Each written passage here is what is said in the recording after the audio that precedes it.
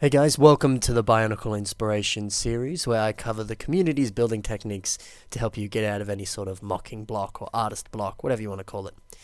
So today, we're going to be covering Titan mocks. So I'm going to talk to you about some sick Titan mocks that I found online, and hopefully I can give you a little bit of inspiration for the Titan builds that you want to do.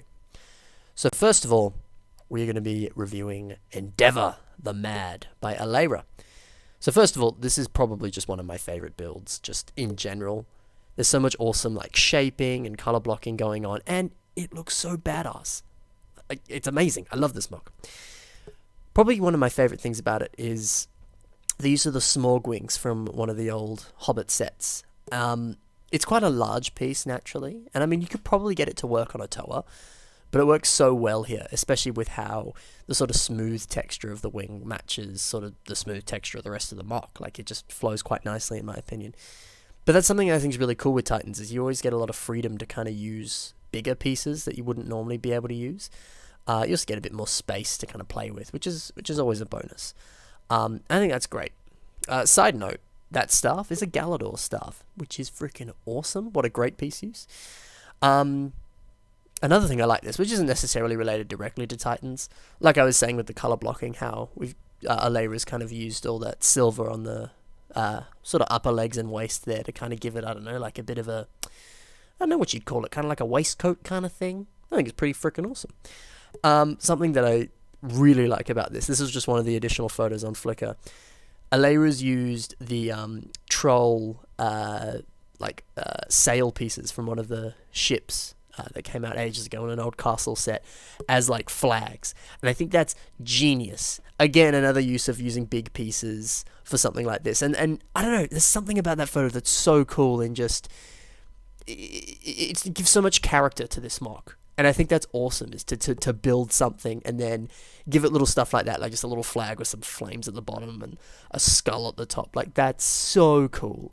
I think that really helps to just add a bit of character to mocks. And I know a lot of people really love the element of Bionicle of storytelling, and I think that's a genius way to sort of help with that.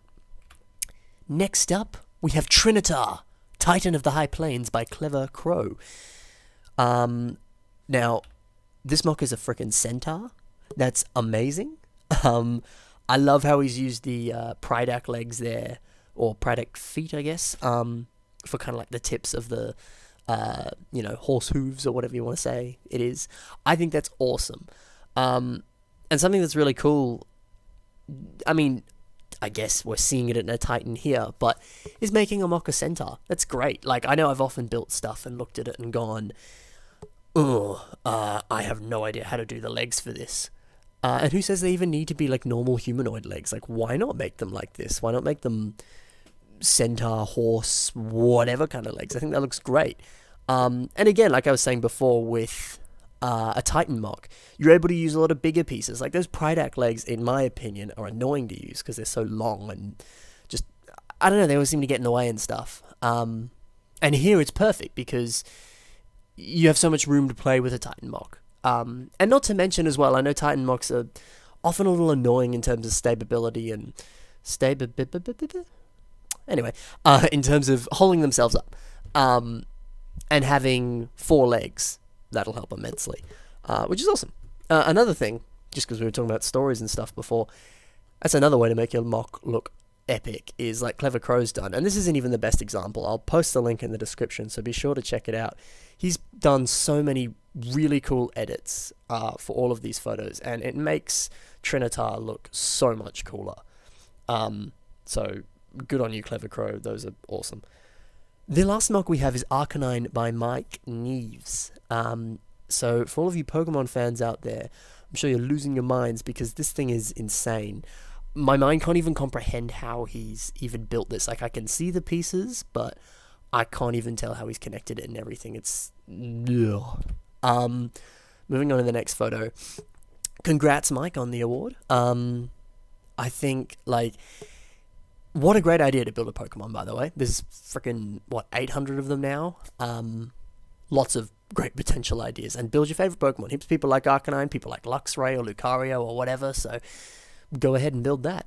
And even at a stand like that, I love how Lucari's like ground pounding into that and it's all going everywhere. It looks great. The final photo, this is what I find most interesting. I heard someone say a story where they went to Brick Fair and spoke to Mike and said like, yeah, this is cool, but how stable is this? I'm sure if you touch it, it'll like fall apart, right? And apparently Mike just said nothing and just whacked the mock like as hard as he could, and it sort of shook for a bit but didn't move at all. Which, if that's true, oh, that's cool. And to my knowledge, the way that he's done that is like you can see here, when you take away the sort of brick part of that stand, it's got this whole Technic lattice all throughout it that goes up through the arm and all over the body and stuff. So, I mean, if you know how to do that, if you're an engineer or whatever, I highly recommend you do something as epic as that. But even something as simple as in like Hydraxon or Maximus or any of the Lego like official Titan sets, you have the like hydraulic pistons in the leg, and those are simply there just to hold it up and to help support it, because it's obviously much bigger and it needs to support its weight and stuff. So I definitely think that's really key to kind of help support the thing. And another really good example of that is Shadow Gear by Shadow Gear. The whole mock of that is, there's some insane like stuff going on in here, which like I don't know. Again, my mind can't comprehend it, but I think it's very important to keep in mind structural integrity with a Titan mock, so that you can go as big as you want and play with pieces like a madman, but you're not going to have to worry about it falling apart or not being able to support itself, that kind of thing. So that's it for the episode. Thank you very much for watching. I hope that some of the things we covered today might inspire you for future projects. Let me know what you think about this episode, because I'm trying a new setup. My old recording was having a few problems. Like you might have seen in the last episode, I had that sort of black strobe thing. I don't even know what it was, causing a few issues. So I'm hoping now that that's been resolved with this new way of recording. So let me know if you like it or not. Also, let me know if you have any suggestions for future episodes, things to base the episodes on. I don't know if you want to do feet designs or tails, I don't know. Let me know, and I'll happily do an episode on that. If you have any mocks that you yourself have built or that you've seen other people build, feel free to send some suggestions. I want you to check the links in the description for that. I'm going to post a few links to my Instagram, my Facebook, all that stuff, for where to send me a message with a link or something, and let me know. Or just send it in the comments, whatever works for you. That's about it.